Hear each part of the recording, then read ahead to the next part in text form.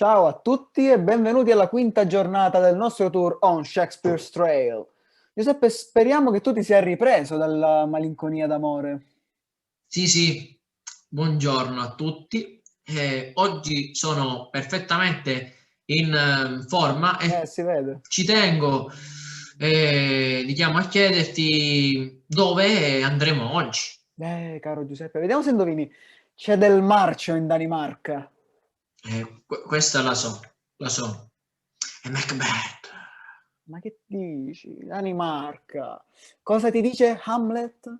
Prince of Denmark? È uno dei personaggi più fragili e intensi, tormentato dall'assassino del padre, arguto, riflessivo. È un vero filosofo.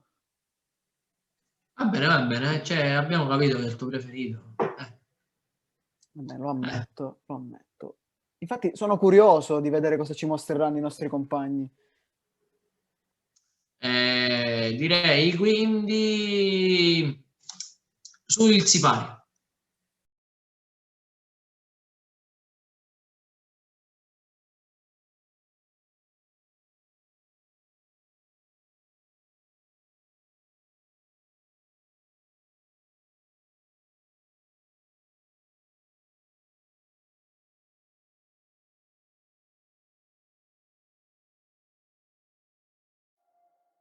What is two solid flesh would melt, thaw and resolve itself into a dew, or that the everlasting cannot fix to scatter against self-slaughter, oh God! God, how weary, stale, flat, and unprofitable seem to me all the uses of this world. Fire, this unwitted garden that grows to seed, thinks rank and grows in nature, possessing merely that it should come to this. But 2 months dead, nay, not so much, not 2. So excellent a king there was to this Hyperion to a satyr, so loving to my mother that I might not deem the winds of heaven visit her face too roughly heaven and earth. Must I remember? Why? She would hang on him, as if increase of appetite had grown but what he fed on, and yet, within a month. Let me not think on it. Frailty, thy name is willing. A little month, or ere those shoes were old, with which she followed my poor father's body, like Niobe, all tears, why she, even she, oh God, the beast that was this curse of reason would have burned longer. Married with my uncle, my father's brother, but no more like my father than I'd Hercules, within a month. Her yet the salt of most our righteous tears had left the flushing in a kelp eye she buried. Oh, most wicked speed to boast with such dexterity to incestuous sheets. It is not, nor it cannot come to good, but break my heart, for I must hold my tongue.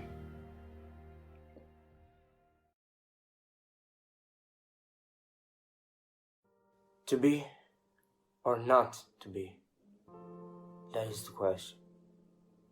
Where it is nobler in the mind to suffer the slings and arrows of outrageous fortune, or to take arms against the sea of troubles, and by opposing, hand them to die, to sleep no more, and by sleep to say we hand the heartache and the thousand natural shocks the flesh is heir to, is a consummation devotedly to be wished. To die, to sleep, perchance to dream, does the rub.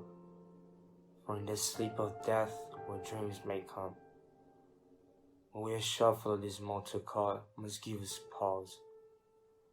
There's the respect that makes calamity of so long life. For who bear the whips and scars of time, the oppressor's wrong, the empowerment's contumely, the pangs of despised love, the love's delay, the incense of office and disperse, the patient merit of the unworthy takes, when he himself might his quietest make with a bad bodkin. Oh, fathers bear, to grunt and sweat under a weary life, but at the dread of something after death, the undiscovered country from whose birth no traveler returns, pauses the wheel and makes us rather bear the seas we have than fly to others that we know not of.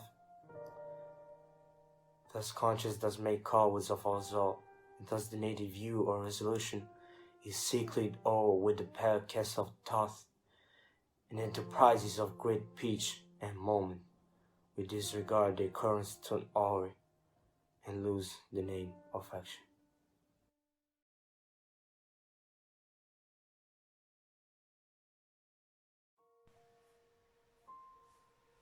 Where is the beauteous majesty of Denmark?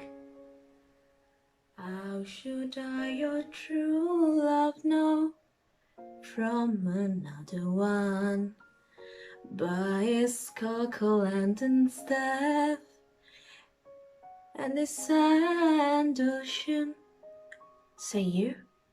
Nay, pray you, Mark.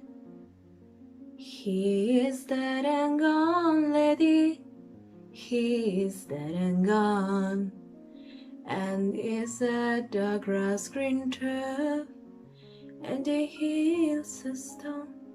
Pray you, Mark!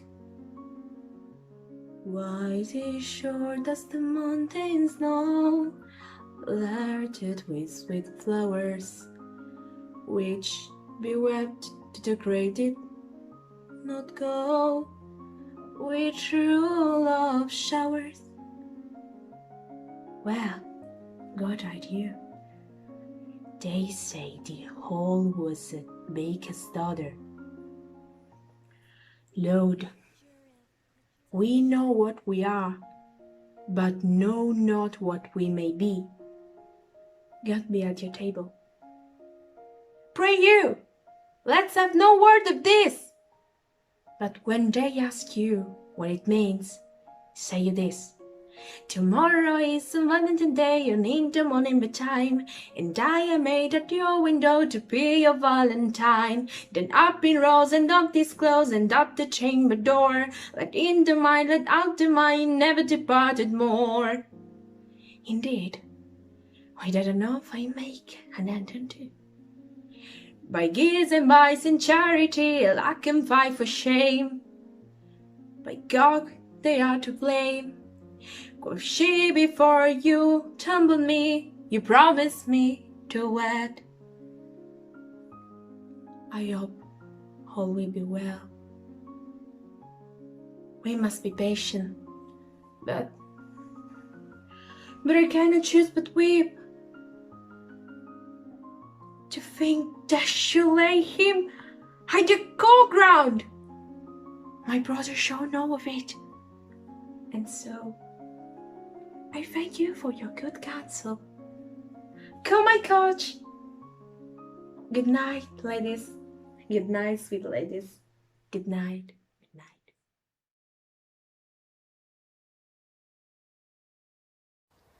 There is a willow grows aslant a brook that shows his whole leaves in the glassy stream. There with fantastic garlands did she come, with crowflowers, nettles, daisies, and long purples. There on the pendant boughs her coronet weeds, clumbering to hung, and envious silver broke, when down her reedy trophies and herself fell in the weeping brook, her clothes spread wide, and mermaid-like, a while they bore her up, which time she chanted snatches of old tunes, as one incapable of her own distress, or like a creature native and endued unto that element. But long it could not be, to that her garments, heavy with their drink, pulled the poor wretch from her melodious lay to muddy death.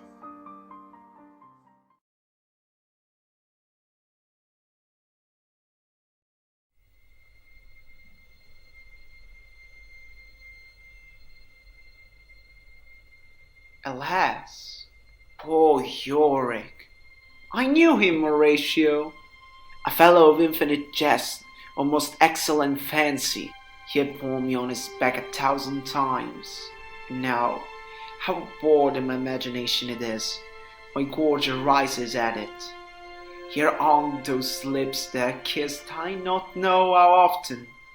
Where are your kids now, your gambols, your songs, your flesh of merriment that want to set the table on a roll? Not one now to mock your own grinning? Quite cheap fallen? Now, get you to my lady's chamber, and tell her, let her paint an inch thick, to this favor she must come. Make her laugh at that.